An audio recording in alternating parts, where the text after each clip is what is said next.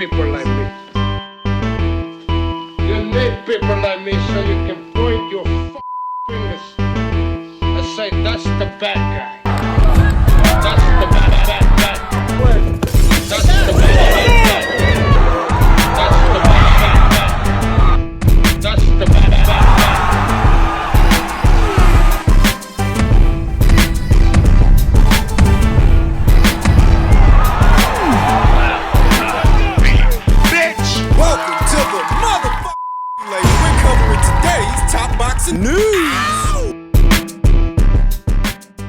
Okay, we'll start with this. Andy Cruz's next promoter must resist one costly mistake. Reports of Cruz's free agency present a fresh opportunity to continue his lightweight campaign rather than rush the Olympic champion into a move to 130 pounds. Andy Cruz's reported promotional free agency could shape the rest of his professional career. The promoter who signs the Cuban may gain the biggest advantage by keeping him at lightweight instead of treating one defeat to Raymond Murataya as proof he's reached his limit. Sort of a dicey situation. Following the loss to Raymond, it was suggested that maybe Andy should move down to 130 because he's really not all that big a guy. So that if he moves down to 130, he can garner more professional experience down there where he won't be as small and he might actually land with more authority. Following his third-round knockout of Abraham Montoya this past July 18th in Carson, California, reports surfaced that Cruz's contract with Matchroom Boxing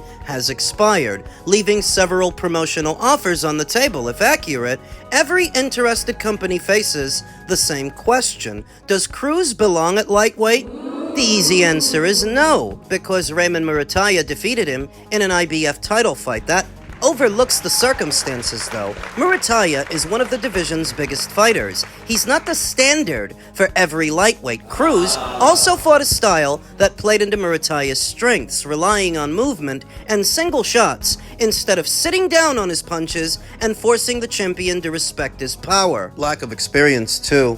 Perhaps it was too soon for Andy to be in a fight like that, but because of his amateur background, you know what they like to do? They like to rush these guys to the top. Part of the reason is because of their age. Those extended amateur careers don't tend to make for very long professional careers. The Montoya fight suggested Cruz, 7-1 with 4 knockouts, had already begun making adjustments. Against Montoya, he planted his feet more often, committed to combinations, and sat down on his punches. The third-round stoppage showed a more assertive version of the Cuban Olympian than the one who challenged Murataya. The performance did not prove Cruz suddenly became a devastating puncher. It did suggest his team recognized the tactical mistakes against Murataya and corrected them. Any promoter that signs Cruz should resist sending him down to 130 simply because he lost one title fight. He deserves another opportunity against the quality lightweight using the more aggressive style displayed against Montoya. At 30 years old, Cruz doesn't have time for a lengthy rebuilding process after an accomplished amateur career. His next promoter should focus on securing meaningful fights instead of assuming that one defeat settled the question of his best division. If Cruz is truly a free agent, the promoter that benefits the most may be the one that trusts his abilities at lightweight instead of rushing him into another division after a single defeat. It's not because he lost to Raymond Murataya that I think he should move down. It's because of the clock, it's because of his ceiling, it's because of the future, that if he can get down there now, while he's still 30 years old, he should do that, win a title down there, then return to the lightweight division. See what you can make happen at 130 pounds, where you might land with more authority, you might have a little bit more size over your opponents, you might even pick up a title or two, amass more professional experience, and then eventually return to the lightweight division, because it's not going anywhere. Free agency. I wasn't aware that Andy's last fight would be his final fight under his existing Matchroom deal. The Montoya fight would seem a parting gift,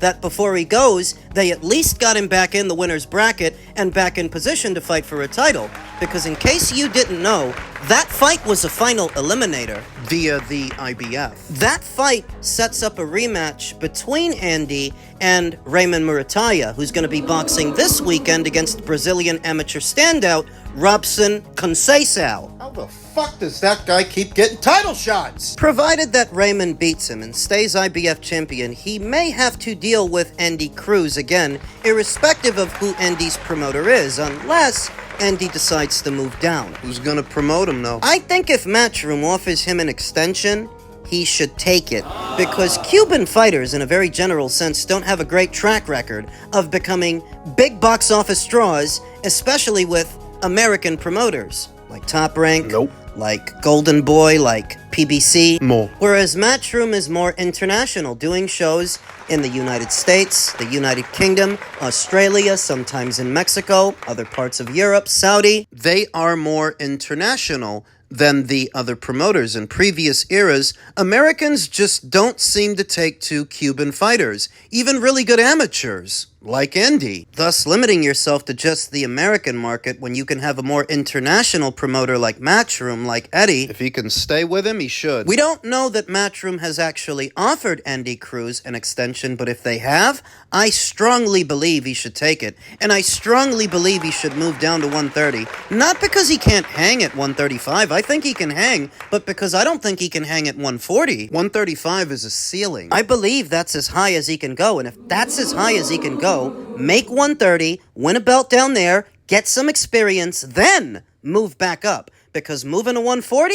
That's suicide. Men's middleweight news. Tim Tszyu targets Jermell Charlo or Erislandy Lara after retiring Errol Spence Jr. Would seem that Tim Tszyu is taking out the trash over there at PBC. Tim Tszyu's plans at middleweight appear to be narrowing to two experienced former champions as he continues his move into the middleweight division. Following Tszyu's UD win over Errol Spence Jr. on July 25th, focus has moved to Jermell Charlo and Erislandy Lara as the leading possibilities for his next bout. Boxing Insider Mike Coppinger revealed that those two are being considered. Lara's in his 40s and Jermell isn't getting any younger. How many years has it been since Jermell last fought? I don't think it's for lack of opportunity either. I think it's for lack of trying. You're telling me that in the last 3 or 4 years, however long it's been, that you had no opportunity to get out there and fight in a layup fight, a tune-up fight? Or is it that your financial demands are so overblown, nobody's gonna pay you what you want? Nobody but Tim. Neither opponent option would likely be viewed favorably by fans as a popular choice.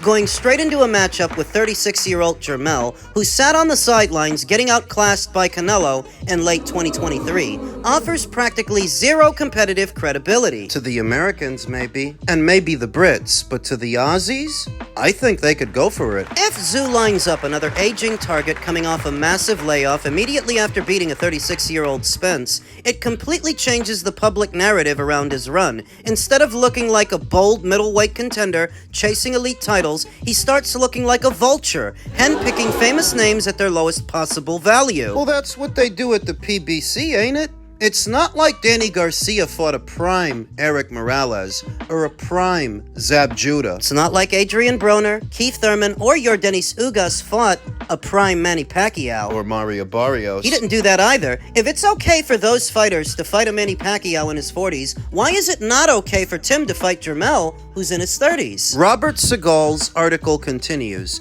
Winning against the rusty and active Charlo, who hasn't secured a win in years, does not elevate Tszyu's standing at 160. It just reinforces the idea that his team is actively steering clear of prime, dangerous champions. Now, while it is true that Erislandy Lara is well past his prime and isn't as dangerous as he used to be, he is a champion. He does have a belt. Somebody's gonna have to take it from him. So why not Tim? Why not him? Taking on Lara is a massive risk with very little reward. If Tszyu beats a 43-year-old, critics will immediately write it off as a soft touch. Manny Pacquiao was in his 40s when they tried to put him in the ring with Errol Spence Jr. What did the critics have to say about that? Choosing Lara over a prime WBC middleweight champion in Carlos Adames gives fans all the reasons they need to tear down his reputation at 160. No, it doesn't.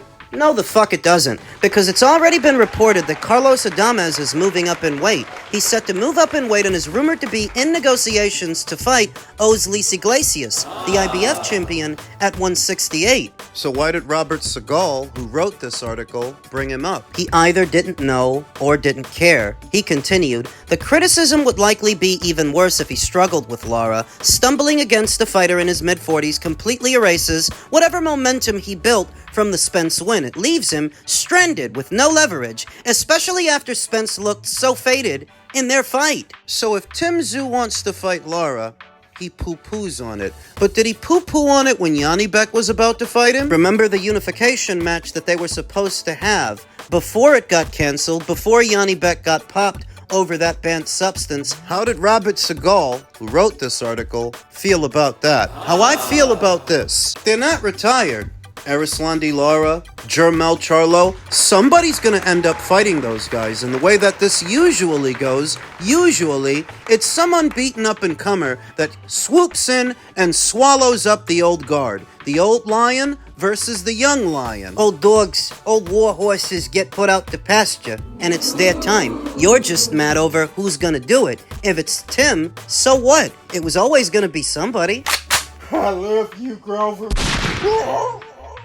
It's a dirty job, but somebody's got to do it. If Tim Tszyu is acting as the cleanup crew for the old-timers, the quasi-retired fighters over there at the PBC, more power to him. He's in a unique position to do it because what's kept Jermel Charlo out of the ring all this time is he's waiting on a big offer, a multi-million-dollar offer, but not a lot of offers are coming in.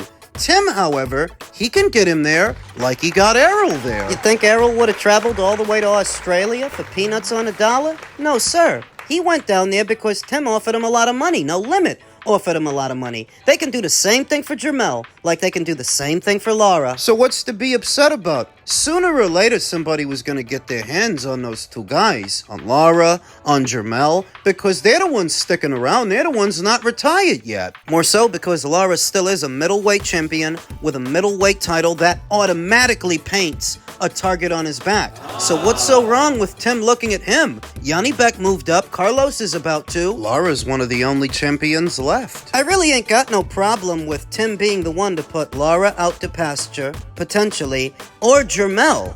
They got unfinished business, don't they? They were supposed to fight a long time ago, and Jermel chose to forego the Tszyu fight to go stink out the place with Canelo. There's an air of karma to all of this. You can pinpoint the moment that Tszyu starts to unravel, the moment he started doing business with the PBC, who I think set him up. He was supposed to fight Keith Thurman, an orthodox fighter in his mid-30s of moderate size. He ends up fighting a 6'5" southpaw in his 20s on short notice. And I've always felt that behind the scenes, the PBC set Tim up. Can't be a coincidence that you ended up fighting the exact opposite of the guy you were training for. So there is an air of karma to all of this, where the PBC may have taken advantage of Tim in the beginning, but now he's taking advantage of them towards the end.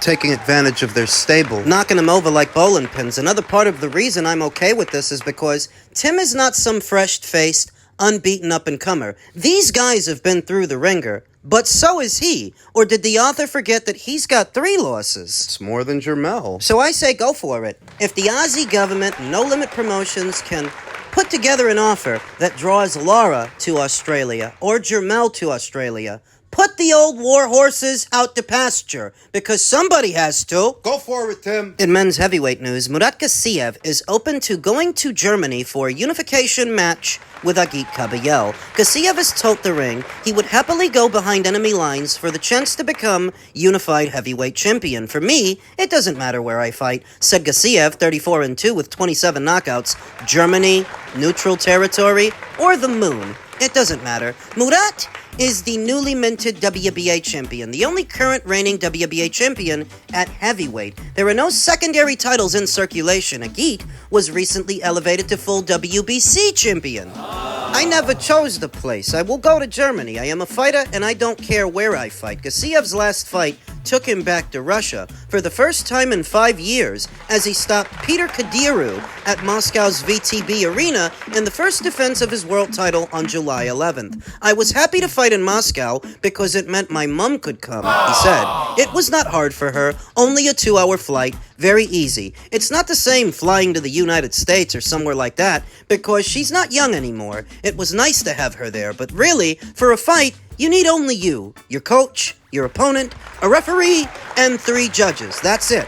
Gassiev and Kabayel have been elevated to full world champions following Usyk's surprising decisions to vacate his 3 sanctioning body belts. Gassiev had been the WBA's quote-unquote regular champion while Kabayel held the WBC's interim title. The IBF, meanwhile, remains vacant. Kabayel picked up the WBC strap with a 6th-round knockout of Zhilei Chang in Saudi on February 22nd last year, before returning to Germany to defend it against Damian Nieba, whom he stopped in the 3rd round on January 10th. That fight took place at the Rudolf Weber Arena in Oberhausen, Germany, and completely sold out within 3 days, and his Queensbury promoters are keen to cultivate that support even further. That means a unification with Gassiev next, but there is also a chance the Russian will look to book a voluntary defense before pressing ahead with a Kabayel encounter. Of course, a unification fight is much better, but I do have good people around me right now, Gassiev said.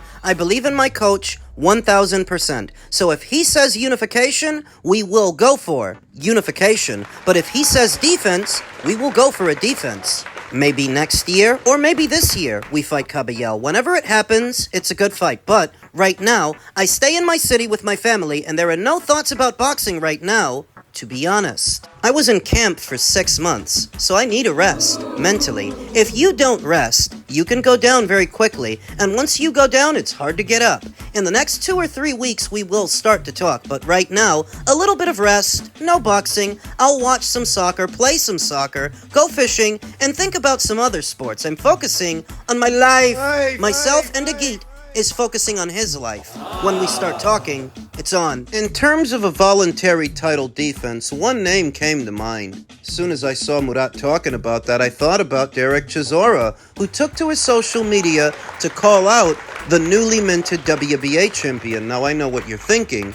Didn't Derek retire in his last fight? Well, he was supposed to, but he doubled back on that, and he was actually in attendance for Murat Gassiev's last fight, which was promoted by the IBA. He called him out then, he's still calling him out now. I guess Derek doesn't want to retire without having been a world champion at least once. And Agit Kabayel? This year or the next one, I think Agit would go in as the favorite, because of his wins over Arslanbek Makhmudov and Zhilei Zhang and Frankie Sanchez. Boogeyman killer. Because of his fancy feet, Agit Kabayel, unlike so many other heavyweights in the division, he can move, he's agile, he's got great feet. Where Murat Gassiev doesn't. Murat has a lot of strengths. He's very durable, very strong, very dangerous within close quarters, but in terms of movement, he's walking on quicksand. This is not a guy that you want to let him get close to you, because once he does, you could be in trouble. The saving grace for Agit is Agit can move. He's a lot lighter on his feet than Murat, so he could theoretically box him up like Usyk boxed him up in the cruiserweight division. I don't expect very many, if any, American content creators to cover this fight or care about it, but it's no less consequential because the Americans aren't watching. These are 2 reigning champions in the heavyweight division today, and I would like to see them fight.